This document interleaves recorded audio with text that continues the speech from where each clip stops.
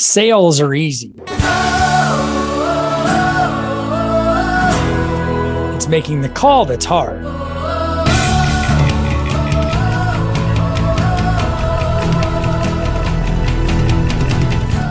Hi, my name is Dave Gallegos. I've spent the last 25 years in the mortgage industry and a lifetime in sales. In this show, I'll bring that experience, expertise, and the experts I've met to you with actionable advice to improve your sales. It's not magic. You just make the call. Hi, everyone. Welcome back to episode 9 of Make the Call. And I'm pretty proud of that. We're up to episode 9. A lot of podcasts don't get past the first, second, or third episode. So, hey, I'm up to number 9. I'm going to keep going for a long time.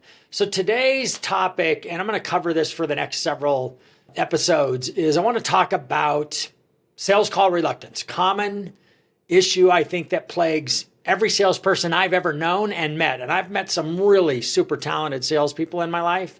And I've been fortunate to be around some really top performers, elite performers. I have never met anybody that doesn't have or hasn't experienced sales call reluctance in their life and in their career. So the first thing I want to get across to everybody is to make sure that you know that you're not alone, right? So this is something that is challenging to overcome and is a difficult problem for most people that are in sales. And I've seen it just crush people, and it doesn't have to be that way. I guess that's the good news, is that you have to understand that it doesn't have to be that way. This isn't something that I struggled with mightily. So I wouldn't say this was like a big challenge for me in my career, but I definitely experienced it. And there's a lot of good reasons why people have sales call reluctance. So we're going to get into that topic, as well as where does sales call reluctance come from? What does sales call reluctance look like? And then how do you overcome it? That's what we really want to know. That's why you're listening to Make the Call. But, I heard a great quote that I'm going to share. And this is, I don't want to just motivate people to pick up the phone and make phone calls, because motivation without education will lead to frustration. And I can tell you that many times in my career, I was frustrated by the results that I was getting because nobody was offering to train us on how to do the things that we needed to do. And that's part of what I'm doing this podcast for, is to help give people the education they need to be able to achieve their goals. And it is the point of this. So I'm going to go back to my first job in sales. And my first job in sales was it was a boiler room. I was working in, this was such a flaky sales job, but I was about 19. I just knew I had that epiphany working one day in the grocery stores, working on the night crew, stocking shelves one night, having a great time, making great money. I mean, for a 19-year-old, it was great money, and I didn't have any overhead, so I was spending everything I was making, which was a whole nother issue. But I was stocking shelves one night, and I'm stocking shelves next to this guy who I really liked, but he was probably 25 or 30 years older than me. And I realized, it dawned on me, man, I'm doing the same job this guy's doing. I got to get out of here. And so that's what led me to a career in sales, because I knew that the only way that I was going to be able to make more money and achieve the success that I wanted to achieve was I was going to have to find a way to get paid for the results that I produced. And that's the difference between an entrepreneur and somebody who's not an entrepreneur. And there's nothing wrong with not being an entrepreneur, but an entrepreneur only wants to get paid for the results that he produces and is willing to get paid nothing if he doesn't produce a result. That's what attracted me to sales. We've had that conversation before, is that, there's no lid on your income. You're going to get paid for what you produce. So that first sales job was in a boiler room, just making sales calls. Try to picture this, because this was really a unique situation, a really unique scenario. So this was 1979, 1980 time frame, and there were telephones were still, there was only AT&T. That was the phone carrier for the world, for America anyway, and I think it was AT&T. This is before AT&T got broken up, or the Bell Telecom system, or I can't remember exactly who that, but I remember Ma Bell was who we used to always talk about here in Colorado. Mountain Bell was the name of the company. And it was the only phone service option that you had. And so phone time was really expensive. Long distance phone calls were really expensive. So the product I sold was advertising specialties. So if you think about just a ballpoint pen or a coffee mug with advertising on it, right? So advertising specialties. And baseball caps, bumper stickers. Those were the standard items. And we were selling them to small businesses, mom and pop businesses all across the country. And the way that we sold them was with a pretty sketchy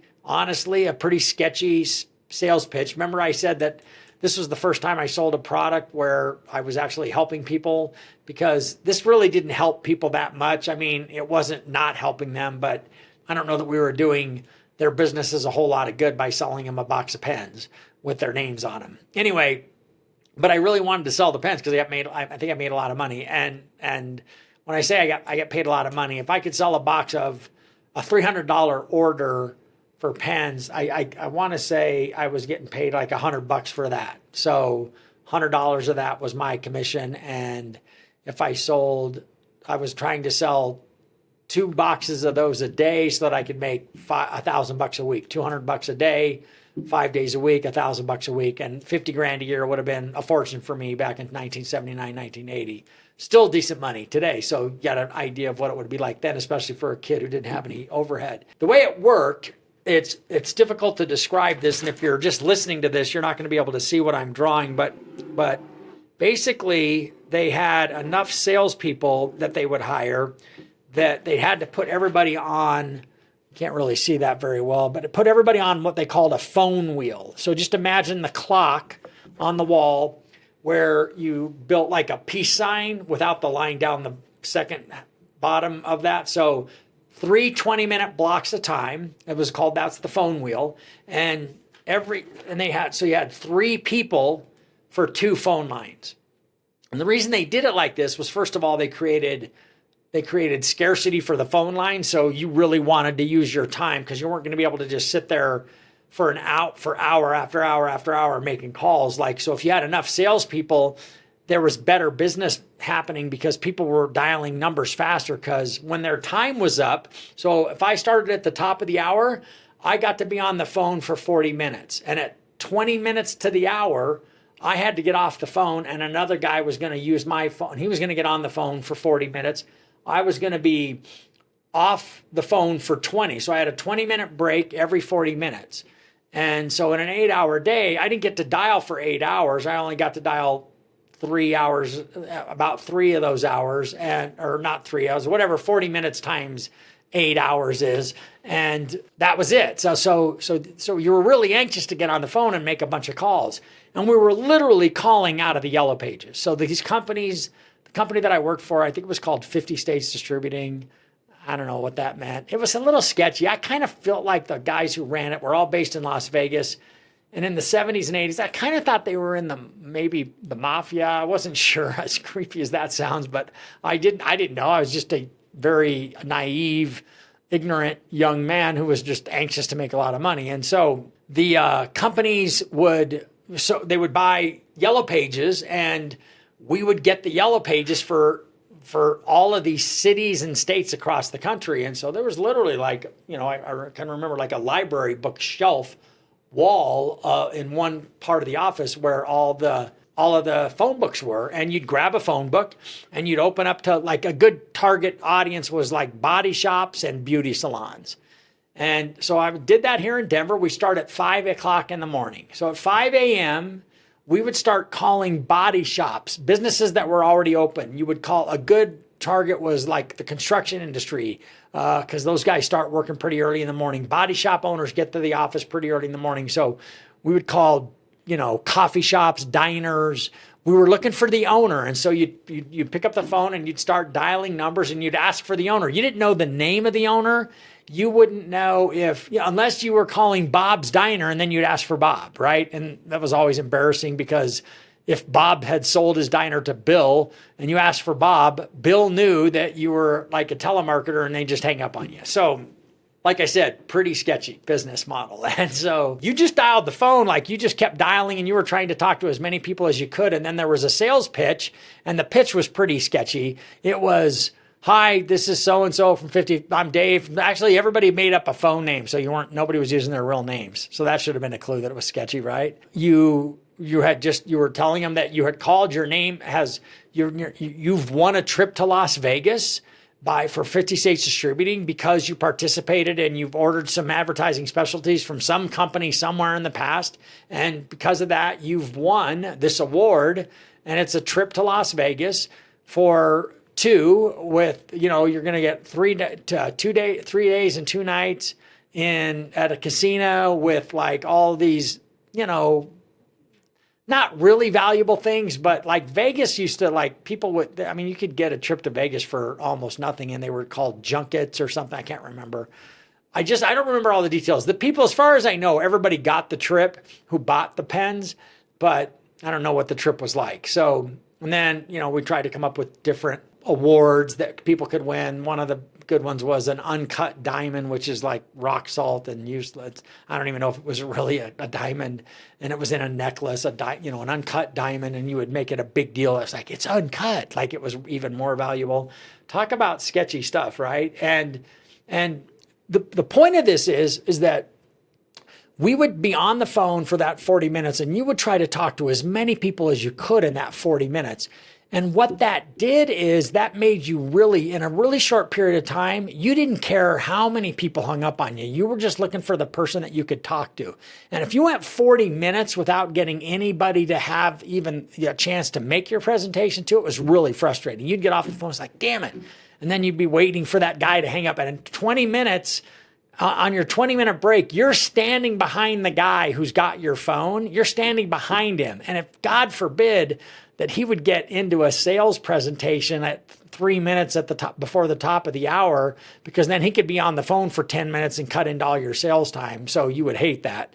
And that was it. So, and I did this, I started work at 5 o'clock in the morning, and it was a really not a great job, but I was making good money. I was making about $1,000 a week. And so it was all 1099. So that was a whole nother issue, but I didn't know what 1099 meant until I did. But the point is I was so conditioned to see how many people I could talk to in the shortest amount of time that, and because we were done calling at 8 o'clock, because we would start at 5 in the morning and we would call until 1, because the later in the day it got, the more expensive the phone time was, right? So the guys that are running this business, they're selling the pens for a markup, right? And their cost, their overhead is, paying the rent for the building. None of these were nice places. They were pretty beat up little offices. This is no place that I would have invited any of my friends and family. Come see what I'm doing. A little like the first few places I worked in the mortgage business. And that's another subject. And it was, a group of people that were kind of sketchy people. But the point of it is that I learned what I learned about, I don't know if I could say that I learned how to sell. What I learned how to do was put up with rejection, right? Where like, it got to where like, I didn't care. You would laugh when someone got mad and hung up on you, because you were just going to call the next guy on the list. And you had like, 100 names. Like you had 100 body shops or 200 body shops in a town as big as like Philadelphia, Pennsylvania, right? So, there were hundreds of businesses to call. So you didn't care. And every day there were calls coming into these places. So that was the whole pitch, and that was the whole approach. And what it taught me, and this is the message for this first episode of Sales Call Reluctance, is what it taught me is you got to pick up the phone and make the call, right? Make the call. That's the episode. And that's the name of the podcast here. Become conditioned to hearing no, because that's the biggest, I think the biggest, why we hate sales, why we have sales call reluctance is because we hate rejection. And that's the number one reason that people have sales call reluctance, is they hate rejection. And who wants to be rejected? I don't. Nobody does. Nobody likes rejection. Nobody likes being told no. Certainly nobody likes being hung up on. And if you have a fragile ego to begin with, which a lot of times salespeople have a fragile ego. If you have a fragile ego to begin with, that rejection cuts into your heart and core and your gut and your mind, and you feel like crap and you don't want to make the next call. And so anyway, I think the moral of this first episode on Sales Call Reluctance is that I think I was very fortunate. I was very fortunate that my first sales job was a job that taught me to ignore rejection and make another call. And I think that's a super, super valuable lesson for everybody listening to this. If you're in mortgages or real estate, any sales profession at all, ignore the rejection and make another call. I heard a great quote the other day, and you got to quit trying to get lucky and just do the work. Volume negates luck. In other words, the more people I call, the less lucky I have to be, because the more calls I make, the closer I'm getting to hearing the answer that I want to hear, which is, yeah, I want to buy a box of pens, right? And same thing in mortgages and real estate. So I think that's the first lesson that I wanted to share today. I think I was super, super lucky that I was able to work in a sales job where I didn't have to worry about, like, it was no big deal for rejection. And it's the same for us. So the loan officers that are listening to this, because I know it's primarily for loan officers, but even real estate agents, as you're making calls to people. And, for the most part, we don't start off calling strangers, right? We call our friends, our families, our neighbors, and our previous coworkers. When we're in the mortgage and real estate space, I mean, that's our biggest source of opportunity and businesses are the people who already know us. I mean, that's your easiest, that they already know you, right? So it's not a cold call at all. And just picking up the phone, but even people have call reluctance with calling people that know them and like them. And they know you well enough to know that you can call them. And people still struggle with call reluctance for that as well. Call reluctance also looks like, it isn't just, I don't even want to make the call.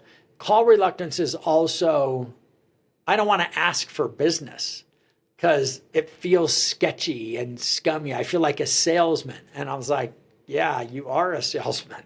But a lot of us have, many of us have a negative image of what a salesman is.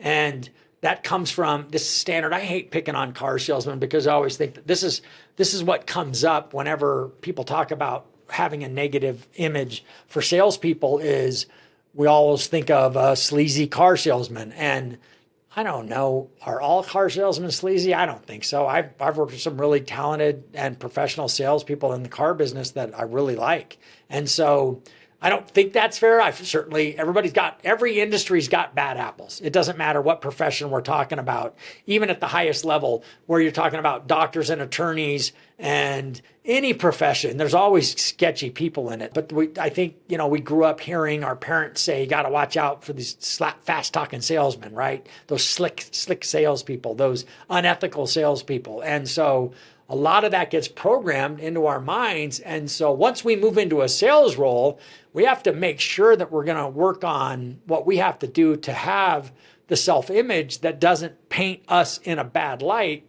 when it comes to asking for the business, because I've always said this, like, you can't hear no if you don't ask for the business, right? And that's one of the ways people avoid rejection. And our minds are programmed like nobody wants to be rejected. Who wants to do that, right? So that's it for this first episode. I just wanted to talk about what sales call reluctance is. I want to go in depth. I'm going to talk about what it is, what it looks like, and how you can overcome it in these next few episodes. And I'm going to try to bring some guests on for this because I think it's a really powerful subject. And I think it's a subject that everybody could benefit from hearing more about and figuring out ways to overcome sales call reluctance. So thanks for listening, everybody. I appreciate your time. And do me a favor. If you like this episode, please give it a rating. Please share it with other professionals that you know are in the same profession that would benefit from listening to some of this subject matter. And I promise over the next couple of episodes, we're going to delve deep into what sales call reluctance looks like, and then we're going to start talking about what you can do to overcome sales call reluctance. That's it for today. Thanks, everybody. Thanks for listening. Have a great day.